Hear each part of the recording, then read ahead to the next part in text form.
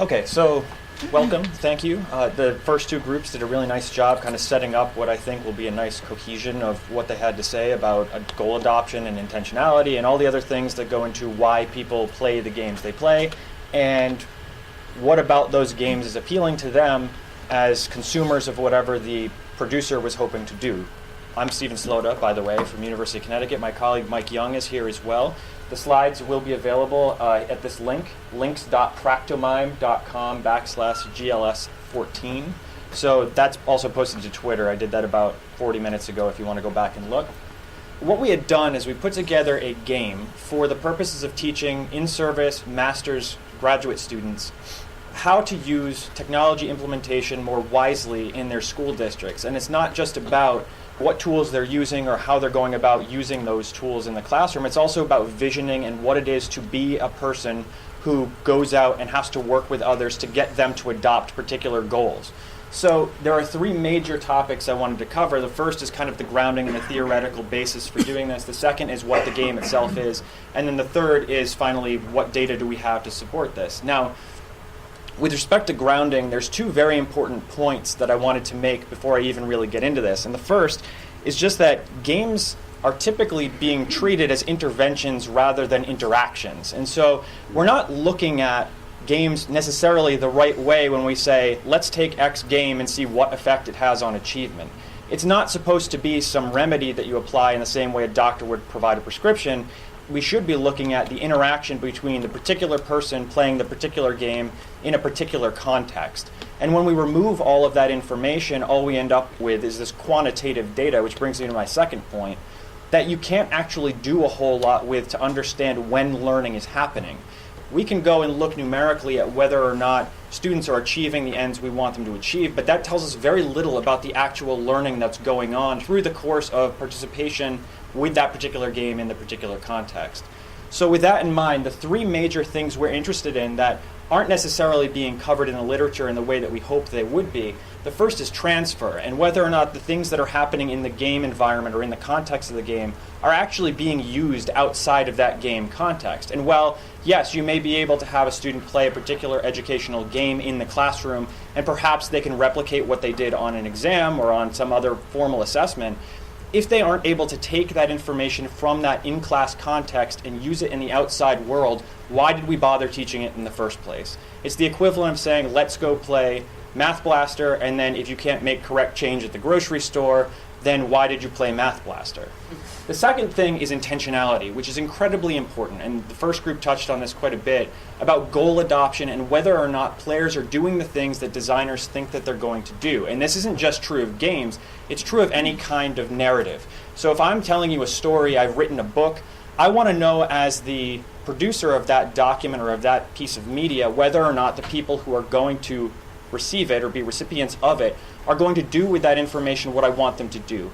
If I write a story about dragons and princesses and knights, I want my audience to believe or adopt this goal that's going to have to do with courage and heroism. But if I'm a 20-year-old misanthrope who just got out of a relationship, I might read that same story and totally miss the author's message, thinking it's all about the triteness of relationships and how pointless the world is and all the other things that teenagers tend to think about. So this is not a reflection of my own life, just so you're aware. The third piece is interaction, and as I was saying, this is incredibly important. It's not just about using games as an intervention to make something happen in the classroom. It's about looking at what games have as affordances or opportunities for action for the players that play them. If we look at games isolated in this context of school and say, did Math Blaster teach me math?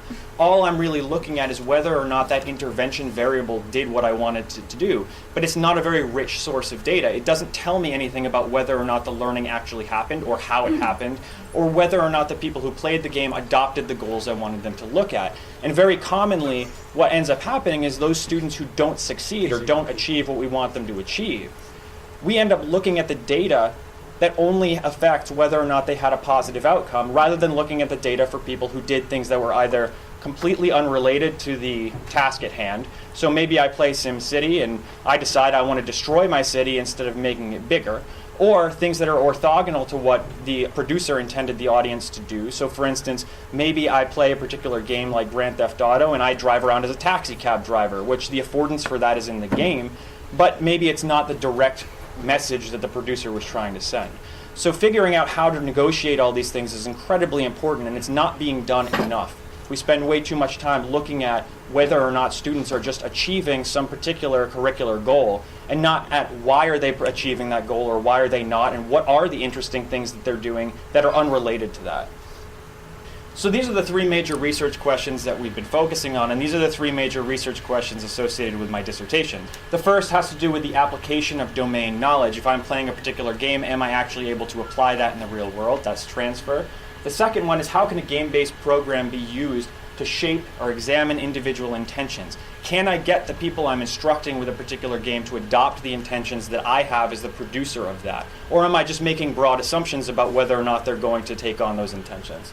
And then third, what is the interaction between player intentions, the instructionally relevant game, and the student outcome? Not only that, but also the context in which the game is being played. Are those things related? How are they related? And how do they feed back into shaping intentionality? So that brings me to the game. The game that we designed is called Project TECHNOLOGIA, and I don't have any flashy pictures or a virtual environment to show you. The entire thing is text-based, and there are a couple of reasons we chose to do this. First, because it's very expensive and resource prohibitive to create a virtual world. Second of all, because this actually affords us a lot of opportunities as instructors to be able to shape our world to reflect the actions of our students within that context. So if I have a particular student with a particular intention, say, to go and haul off and punch one of the non-player characters in the course of dialogue, I can then, as an instructor, react to that. And it gives us a lot looser parameters for what needs to go on in that environment. And it also allows students to adopt goals that may be completely unrelated, which is what we want to see. The story takes place in the year 2247 on a space station that was previously vacant but recently filled with all these colonists who've escaped from Earth. And so we use 15 student participants, all of whom are in-service teachers in our master's program for educational technology. The story follows the administrators of this space station, and the student's goal is to become a technology specialist for these individuals. And essentially what they're doing is constructing an education system from scratch. That there is no existing education system among these colonists. They've been doing apprenticeships for the last several decades. And we want to figure out if we could create an ideal education system and be the people who get to decide on the visions and initiatives of that district, what will they look like. There were 16 bi-weekly text-based prompts that are going actually through July, so this isn't entirely completed yet. And the students collaborated in groups of 5, each student controlling an individual character with an individual worldview that reflects a particular educational philosophy. So the first prompt looks a little bit like this. It tells them about the atmosphere, what's going to go on, and we give a lot of descriptive text that the students then go back and read through, and it's supposed to feel story-like, kind of like a choose-your-own-adventure or Dungeons & Dragons. An actual prompt has particular learning objectives mapped onto the game objectives. So the game itself is not supposed to get in the way of whether or not you're learning what we want you to learn. The game objectives and learning objectives exist in this one-to-one ratio with one another. They overlap. And the reason for that is we want to directly simulate reality as much as possible, so that transfer will be more likely to occur because we're actually having students do what we want them to do, not just control an avatar that's being controlled with a controller, and that there are all these other barriers to whether or not you're going to be able to use the content. This is just another example of a prompt. This is from their final prompt. It's the raid boss. It's actually going through and evaluating whether or not their plans have come to fruition and how they compare to a real school today. The entire thing was organized within the learning management system Blackboard, which is not exactly optimal for storytelling because of the way it displays. But it's what we had available, and it is text-based, and it did allow us to have threaded discussions related to what was happening. And more importantly, what we were able to do is create this positive, negative, and neutral system for how students responded. So if I haul off and punch a particular NPC in the course of the storytelling, I end up with a negative thread, and we start changing the story to reflect the actions the students have taken in that last episode. The same thing is true of positive. If they're making great strides, then they can avoid potential hazards for things that were going to happen in the result of the story. For instance, a riot, they can avoid a riot unfolding. So do you give different prompts to different students? The prompts themselves are always the same.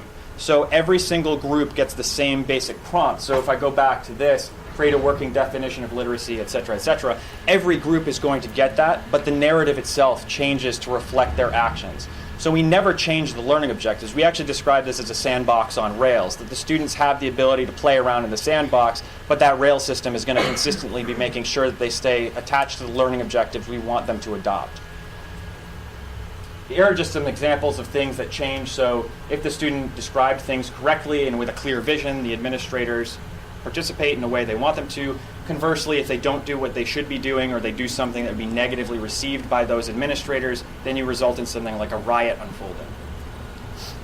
Importantly, and to do this research, we had the students keep thought journals in Google Docs. And so it's obviously almost impossible to look at what's going on inside a person's head unless they tell you. So what we wanted to do was have them write down bullet points of here's what I was thinking at a particular time when I was playing. Here's what I was thinking when I was reading about what somebody else wrote. Maybe it was something as simple as, I don't have time for this and don't really care. And that's still valuable to us because it's telling us whether or not learning is happening and how it's unfolding. Finally, this brings us to our data, and most of this, as you can imagine, is done with qualitative analysis. As I said, quantitative analysis can't give us the kind of information that we want to look at. And while we can use it as descriptive of what the students are doing, it's not going to be helpful to us to do a Likert scale and look at, are you participating, yes or no? All of these things are individualized. They're highly situated, and we want to know whether or not students are participating in the ways we hope they are, or what are they doing at an individual level. I've gone through and done coding for all of these things. These are just the emergent codes that came out of this, ranging from how their attitudes shift, things like confusion, pleasant or unpleasant frustration, to borrow from Jim G. Things like goals, what are emergent goals, what are not emergent goals, and were existing beforehand. And these are the major themes that have emerged from going through those qualitative analyses. First, regarding transfer, unpleasant frustration tends to come from lack of player agency. So if they feel as though they're being forced into doing something, then they have less likelihood of feeling like they can contribute back to the story and will become unpleasantly frustrated. Conversely, pleasant frustration comes from applying what they've learned. So all of the instances in which people are talking about what's pleasant for them, what they enjoy about the experience, comes back to whether or not they feel as though they're able to apply what they're doing, which makes sense. You wouldn't want to be in a graduate program and feel like you're learning things that you're not going to ever be able to use. So you should be pleasantly frustrated when you're challenged to do that. Regarding our second interest, intentionality, existing goals tend to revolve around personal lives and what the students feel about their own personal educational philosophies. So if I have a very situated perspective as an educational philosophy, I feel really good and am able to implement the things that I already know, and most of the options that the students choose are based on their existing philosophies. Interestingly, their emergent goals are typically in response to NPC behaviors, and it's not just things within the narrative, but also things they expect to do outside the narrative. So perhaps an NPC gives them an idea to do something in their own classroom, which is what this bottom quote kind of encapsulates. I'm going to give them an assignment a day that in some way involves their cell phone. And so the students then pick up that information from participating in the narrative. The NPCs motivate them to adopt this new goal. Finally, the interaction piece. Game graphics don't matter, but your presentation format does. So like I said, Blackboard is not a very good presentation format. It has a lot of drawbacks, and it absolutely is not good for telling a story. If you've ever been through an educational technology class, you know that if you write more than a paragraph that extends through a threaded discussion, no one will ever read it. And so when you try to tell a story that way that does go on for multiple paragraphs, it becomes onerous for the reader to get through it. Secondly, the most memorable moments arise through interaction. And this is the most important piece, I think, that the things that people value in the course of play come from interacting with the environment and interacting with other individuals and the dialogue that emerges as a result of that. Quantitatively, it would be difficult to look at something like this because we can't go through and see what's going on in people's heads. We want to know what are they thinking about as they're going through and playing, and all of them have expressed this idea that the memorable things for them in the course of the narrative aren't as a result of a particularly good implementation of a series of words. It's about whether or not I feel like I can attach myself to somebody else in a dialogue and then be able to influence what they're going to do or show off what I'm going to do in those very important kinds of personalized experiences. So future directions just very quickly involves getting through more of these questions and answers, as suggested earlier. Things like looking at the individual level, looking at particular individuals, and looking at the affordances. Now, this is my shameless plug. If anyone's interested in collaborating on some of these projects, we're trying to organize a symposium for AERA next year. Please just double check this Google link, and it will actually bring you information about all the needed requirements and what we're hoping to get from you. So thank you very much.